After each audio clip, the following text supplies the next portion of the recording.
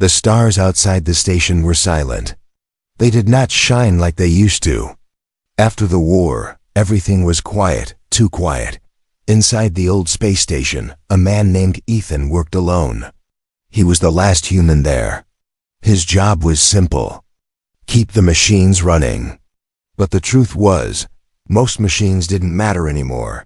The war was over. No one came. No one sent messages. No ships docked. Ethan was alone. And he had been alone for a very long time. He lived in the lower deck, near the engine room. It was warmer there. Each day, he made simple meals, checked broken systems, and talked to himself. He didn't expect anything to change, but that night, it did. Far away, crawling through a cold air tunnel, was someone else. Her name was Zira. She was not human. She was thin, starving, and desperate. Her skin was pale silver. Her sharp eyes were glowing slightly in the dark. She had not eaten in 2 days. Her hands were cut, her clothes torn. She had escaped from something. Or someone. She followed a smell, something she hadn't smelled in weeks. Warm food. She didn't care who made it. She needed it. She would fight for it, beg for it, even offer herself for it. When she reached the vent above the cargo bay, she looked down and saw a man, a human. He was sitting at a small table. Steam rose from his plate. He had soup, bread, a soft blanket wrapped around his shoulders. She waited, watched. Then, slowly, she dropped down, landing without a sound. The man looked up. He was surprised, but not scared. Zira stood tall, her body shaking, but her voice hard. "I will warm your bed," she said slowly, "if you give me food." The human froze. He didn't say anything for a few seconds, just stared. Then he put down his spoon. Carefully, without a word, he picked up the plate and held it out to her. "Eat," he said. Zara blinked. She didn't understand. No trade? She asked. Ethan shook his head. No trade. She didn't move. Her eyes narrowed. "Is this a trap?" "No." "You'll ask for something later?" "No." Still, she didn't trust him. Why would she? In her world, kindness always had a price, but her stomach didn't care. Her body was cold. Her head hurt. She walked forward slowly, never taking her eyes off him. She took the plate. She sat on the floor, near the wall, far from him. She ate fast, but not too fast. She didn't want to seem weak. Ethan watched her, but not like other men had. Not with hunger or hate. He looked curious, maybe even sad. "What's your name?" he asked softly. Zara didn't answer. "Mine's Ethan," he said. "I'm just here, alone." She glanced at him. "You live here?" He nodded. "Someone has to take care of this place." "Why?" Ethan smiled, but it didn't reach his eyes. "Good question." They sat in silence for a while. Zara finished the food. She licked the spoon. Every bite had felt like life returning to her bones. "You can sleep here," Ethan said after a pause. "I'll be in the control room. Door stays open. No tricks." She stared. "Why?" He stood up, gathering the empty cup in his own plate. "Because you looked hungry, that's all." Zara didn't believe him. But she didn't have the strength to fight. She wrapped the blanket around herself. It smelled like machine oil and something else. Something warm. As Ethan walked away, she whispered, "Thank you." He didn't stop, just raised his hand. In the air, a silent reply. Later that night, Zara didn't sleep. She stared at the ceiling, her body warm for the first time in days. No chains, no cages, no hands pulling her into the dark. Just silence. And warmth. She didn't understand this human. He was broken, alone, and strange. But he didn't look at her like a thing. He didn't ask for anything, not even her name, and somehow, that scared her more than anything. "What do you want?" "Human?" she whispered into the dark. But there was no answer, only the soft hum of machines. And the sound of her own heart, finally beating slower. Asterisk, she had been hunted for so long. That silence felt like a trap. And kindness? Kindness was. The sharpest weapon of all. Zera opened her eyes before the lights turned on. She always did. Old habits. A soldier learns not to sleep too deeply. She was still in the cargo bay. Still alive. Still warm. The human hadn't touched her. Hadn't locked the doors. Hadn't even asked for her name. That was the most dangerous part. She sat up slowly, checking her body. Like she expected a wound, a missing item, a lie. Everything was the same. Except for one thing, she wasn't cold anymore. Ethan was in the control room. He didn't hear her footsteps. She was too. Quiet. Zera watched him for a while from the shadows. He was fixing a broken screen, whispering to himself. She noticed small things now. His hands were rough from work, but they moved gently. His jacket had an old military patch. Human Navy. So he was a soldier too. Once, she stepped into the light. You talk to yourself? She asked, arms crossed. Ethan looked back. Someone has to answer my questions. Zera didn't smile, but her voice was softer now. Why didn't you touch me? Ethan raised an eyebrow. Why would I? Because I offered. I didn't ask. Zera leaned on the wall. Most men don't care. I'm not most men. That silence again. Uncomfortable. Safe. Dangerous. Double quotes. Where are you from? Ethan asked after a moment. Zera didn't answer right away. She sat in the old pilot's chair, spinning it once before stopping. I was born in the ice colonies. Sector 9, raised for combat, trained to kill, sent to fight humans. Then, the war ended. We lost. I ran. She looked at him, waiting for judgment, but Ethan just nodded. Sounds like hell. It was. Another pause.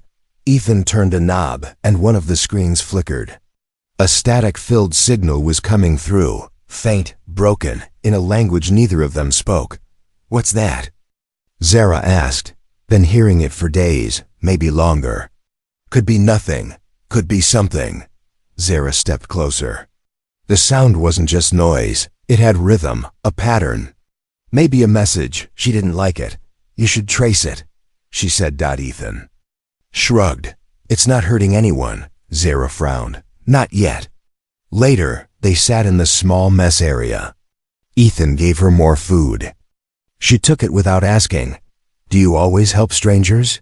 She asked. No, Ethan said. Just you. Why? He didn't answer. Instead, he asked, what happened to your arm? Zera looked down at the scar running from her elbow to wrist. Old. Jagged. Burned deep. Commander cut it. Said I was weak, so I learned to fight with the other hand. Ethan looked down at his own hand. Opened and closed it slowly. I lost a squad during the last battle, he said. They died because I hesitated, so I stopped fighting, hid here. Maintenance post. No one checks these anymore. Zera nodded. She understood. The war had left both of them with wounds, some seen, some not. Do you want to die here? She asked. No, he said. But I also don't want to leave, not yet. Zera stood up. Walked to the window. Stars filled the black beyond.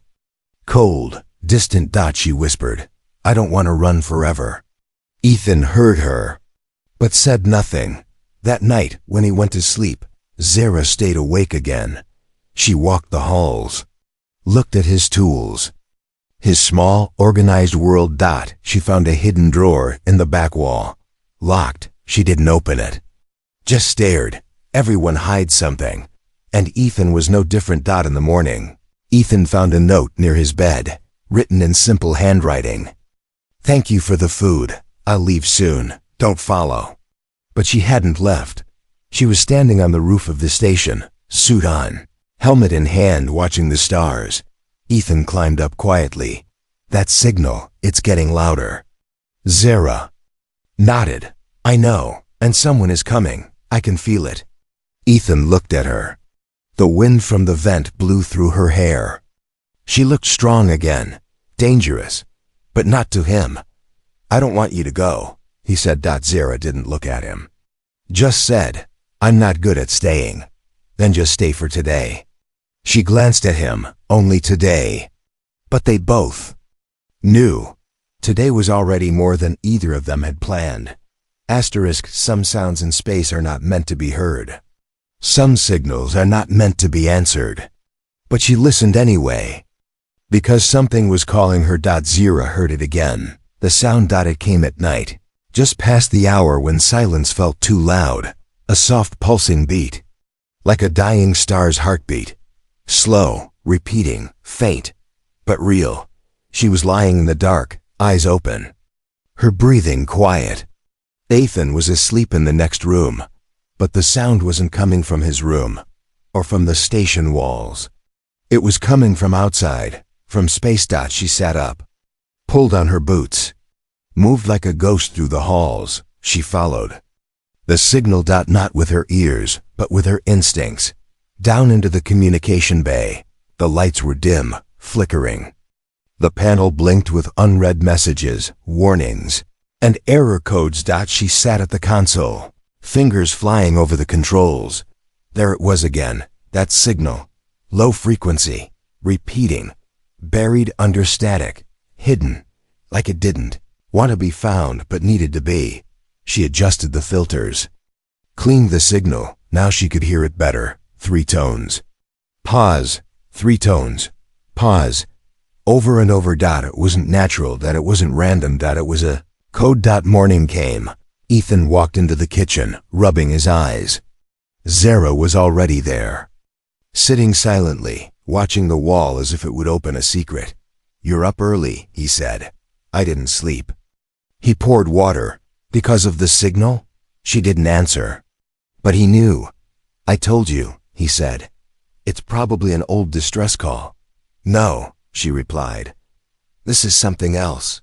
Ethan raised an eyebrow. You decode it? Not yet, but it's not human, and it's moving closer. That made him pause. How close?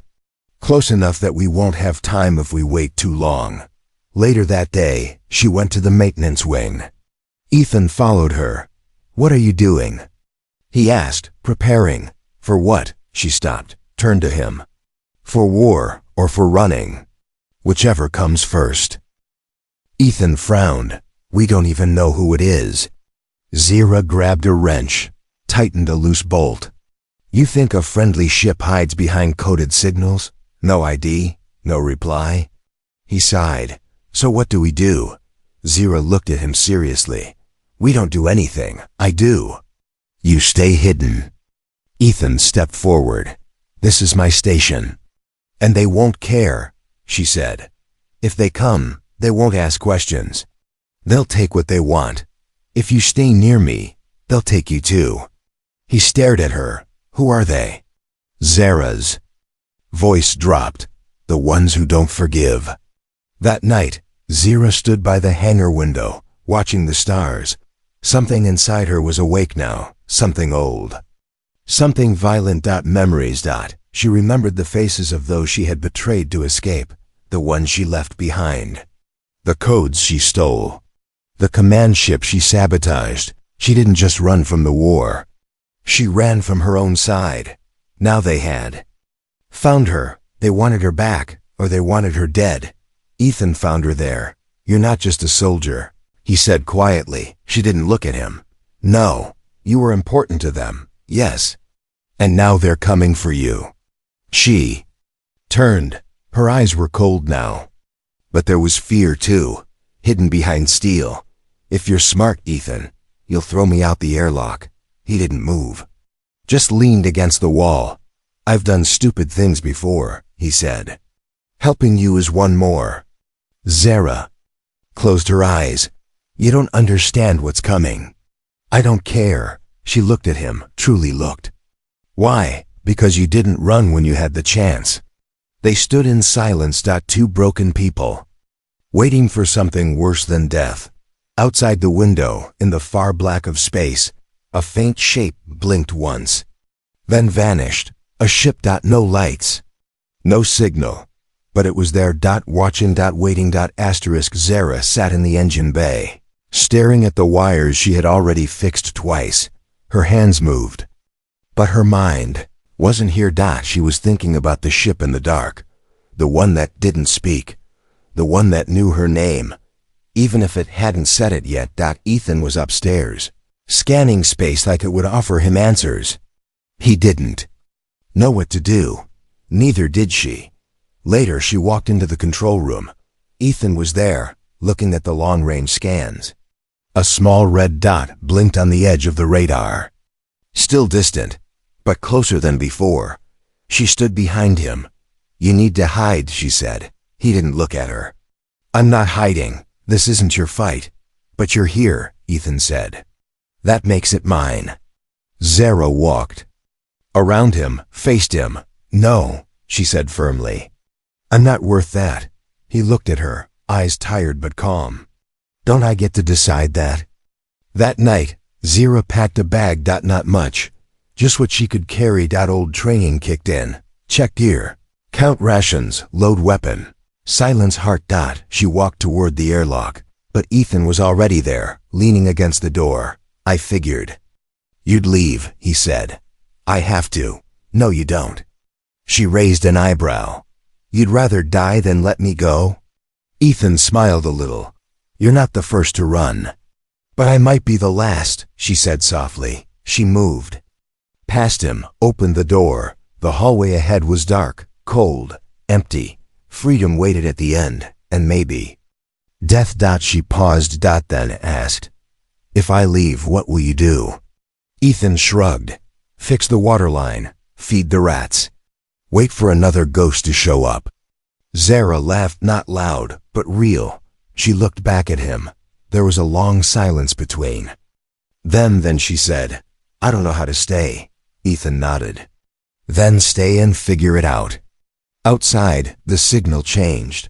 The tones came faster now, urgent, sharp, almost angry. Zara heard them through the comm panel. "They know I'm still here," she whispered. "Then we fight," Ethan said. But Zara shook her head. "No, we prepare." They worked together. She taught him how to override a ship's scanner.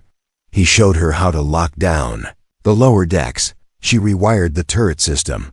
He cooked dinner, just beans and dry bread. But it was warm.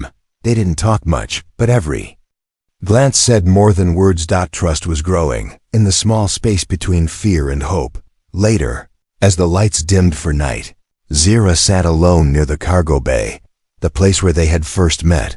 She ran her fingers over the metal floor. "This station saved me," she said quietly. Ethan walked in. "You saved yourself." Zara looked at him. "I promised to warm your bed for a meal. And now, I'm still here."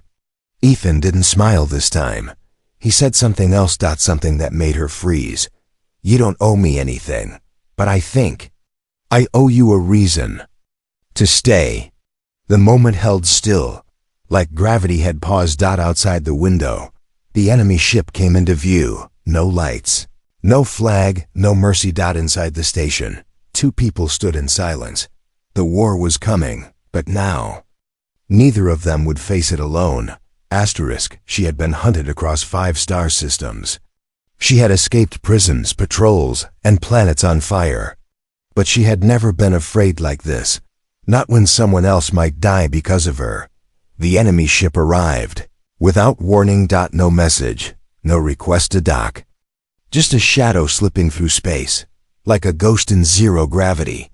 Zara saw it first on the screen, a long black vessel. Smooth, silent, familiar. Too familiar. Her heart dropped. Her body moved before her mind could catch up. "Ethan!" She shouted, "They're here!" He was already running toward the control room. "They're not scanning us," he said, breath short. "No comms, no ID. They don't need to," Zara answered. "They already know who I am." In seconds, the station lights changed, flickering red. Manual lockdown. Ethan slammed a button. Metal doors began to slide into place. Zara pulled a rifle from the weapons locker. Old, but ready. They'll come through the lower bay, she said. That's where I'd enter. You're sure? I was trained for this. Ethan looked at her. Are you going to kill them all? Zara didn't blink. If I have to, he hesitated. Are they here to take you back, or kill you? Both, she whispered. In that order. Minutes passed like hours. They watched from the camera feed. The enemy ship docked, slow and steady. Then silence. No breach. No footsteps. Just waiting. Zira narrowed her eyes. They're not coming in, she said. They're making you come out. Ethan realized. Zara cursed under her breath. They want me to break, to surrender. He turned to her. Would you? She looked away. I don't know. Suddenly, a loud metallic bang echoed through the station. Boom. Boom. Not an explosion. A knock. Someone was hitting the airlock from the outside. Slowly, like they were politely announcing death. Zara's skin went cold. That's their captain, she said. I know that rhythm. He's telling me it's my last chance.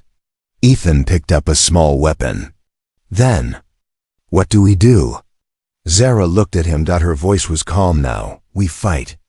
They moved together, fast, quiet, like they'd done it 100 times. Zara taught Ethan where to hide. Where to shoot. Where not to be when things exploded. Ethan didn't ask questions anymore. He trusted her, even if this was the end, the first. Breach came suddenly, a loud hiss of air and metal tearing apart. 2 dark-armored soldiers stepped through the hallway. No words. No hesitation. Zira fired first, 1 shot to the helmet, 1 to the chest. The second soldier fired back. Missed. Ethan pulled a pipe from the wall and hit him from behind. Down. Ethan stared at the body, shaking. I've never killed anyone before, he said. Zira placed a hand on his shoulder. Then don't count this one. He was never alive. But more were coming. Zira pulled Ethan into the maintenance shaft. They'll gas the vents next, she said. How do you know? Because I did the same thing once. Coughing, running, shooting. Time became chaos. Zara was fast, but she was bleeding. A shot grazed her leg. She fell, cried out. Ethan turned back. Go. She yelled, leave me. But he didn't. He lifted her, carried her down the hallway as sparks rained from the ceiling.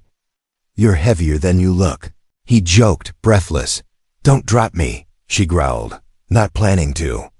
Finally, they reached the lower command deck. Locked the doors, shut the power. Silence. Just for a moment.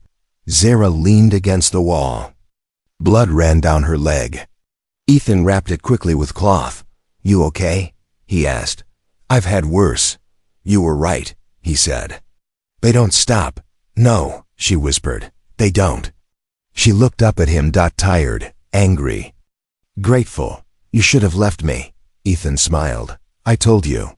I don't do smart things. Then the lights flickered and went black. A voice crackled through the old intercom. Rough, cold, male. Zara, we have your scent. You can't run anymore. Zara stood slowly, wiped the blood from her face, and whispered, I'm not running. She came for a meal, offered herself like currency. Expected to be used, expected to be discarded. But the human. He gave her something she had never tasted. Peace. Zara opened her eyes, not to gunfire, not to commands, not to pain, but to warmth. A soft light glowed from the ceiling. The air was quiet. No alarms, no shouting, no footsteps.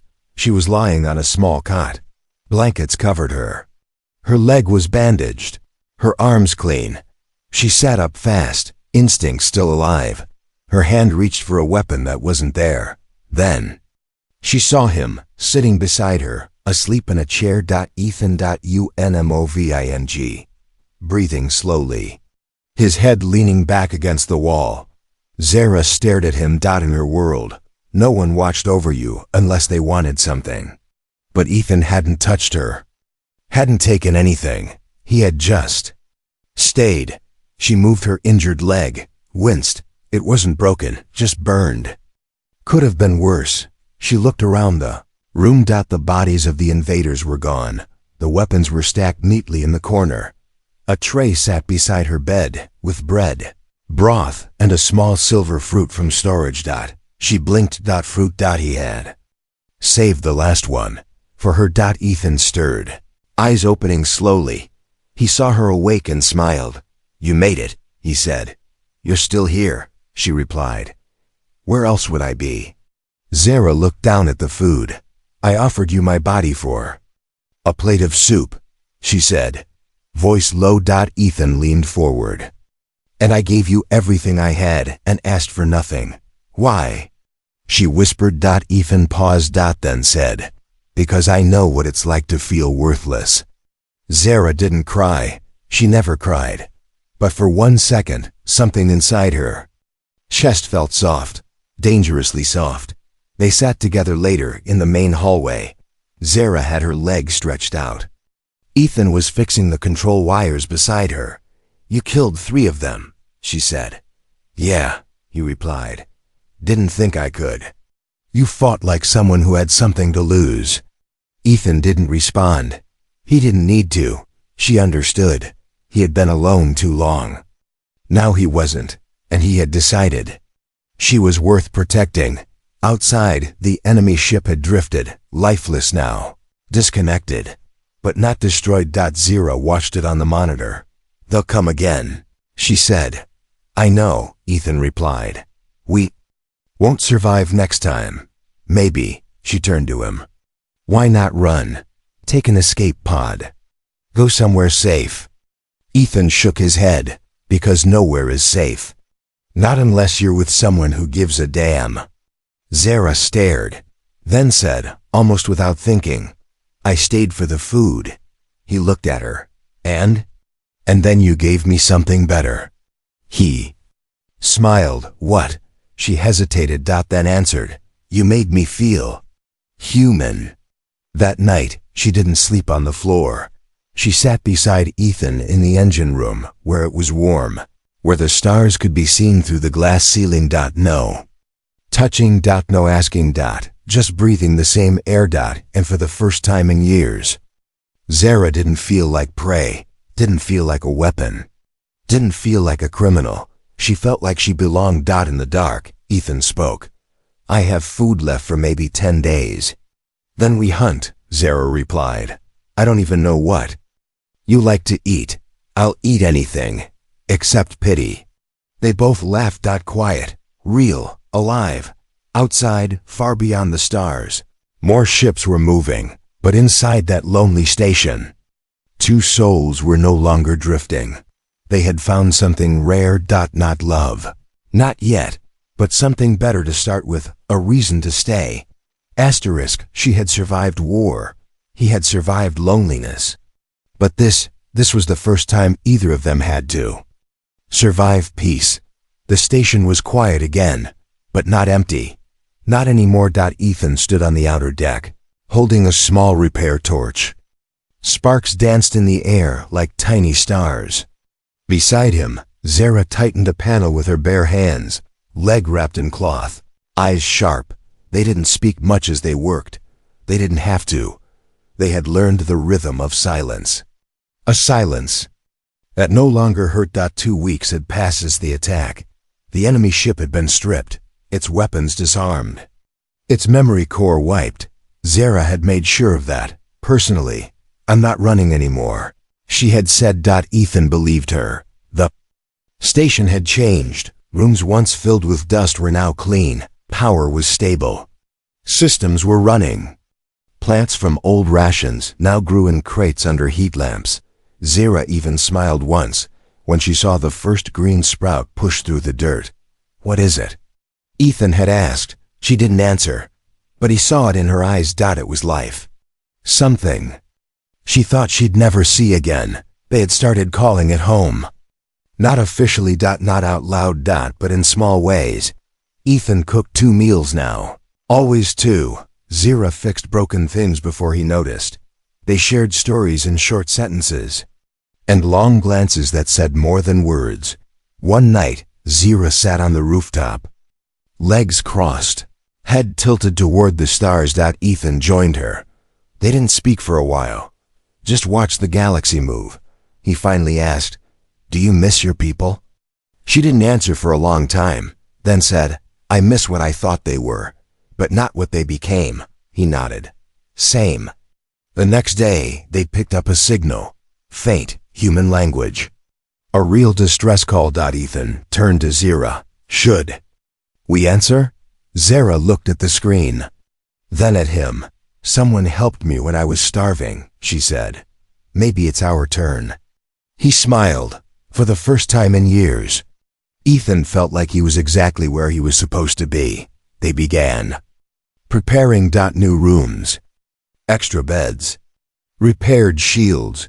Zara trained Ethan how to shoot better. Ethan taught her how to cook eggs without burning them. They weren't soldiers anymore. They weren't survivors. They were builders now. A week later, the ship arrived. Small, damaged, smoke trailing from one side. Inside were two beings, scared, lost, hungry. Ethan opened the airlock. Zira stepped forward. "We have food," she said, "and a place to rest." They stared at her. Suspicious, weak. One of them asked, "What do you want in return?" Zira glanced back at Ethan, then smiled just a little. "Nothing," she said. "Just don't run." That night, there were 4 plates on the table. Zara sat beside Ethan, quietly watching the new arrivals eat. She didn't say it out loud. But in her chest, something warm finally settled. She had a place. She had a purpose. She had peace. And maybe, just maybe, she had love too. She had promised to warm his bed for a meal. But what he gave her was a future.